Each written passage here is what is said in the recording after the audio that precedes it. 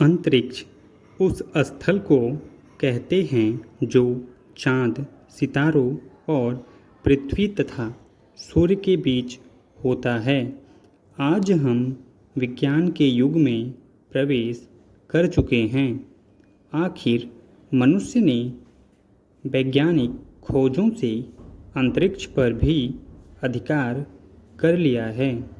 चाँद पृथ्वी से लाखों किलोमीटर दूर है, किंतु फिर भी अंतरिक्ष यान से मनुष्य बहुत ही कम समय में चाँद तक पहुंच सकता है। बहुत समय पहले साधारणतया लोग यह समझते हुए थे कि पृथ्वी चपटी है। नागरिक अपने जहाज़ों को समुद्र में दूर तक नहीं ले जाते थे और वे यह समझते थे कि उनके जहाज़ डूब जाएंगे, किंतु स्पेन के एक बहादुर नाविक के ख्याल से पृथ्वी गेंद की तरह ही गोलाकार थी। वह अपने जहाज़ को लेकर एक ही दिशा में चला। दिशाएं जानने के लिए उसके पास दिशा सूचक यंत्र था। 3 साल की यात्रा के बाद उसका जहाज़ घूमकर फिर स्पेन वापस लौटा। उसका यह विचार पुष्ट हो गया कि पृथ्वी की गोलाई बहुत कम है। पृथ्वी को प्रकाश और गर्मी सूर्य से मिलती है। पृथ्वी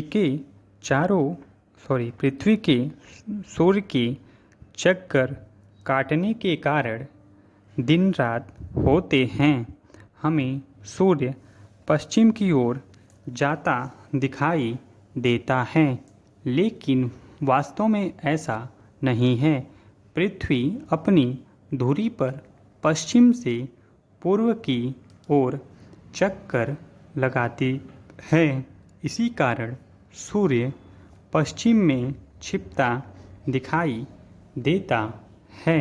संसार के इस विचित्र परिक्रमण पर अतिक्रमण कोई नहीं कर सकता।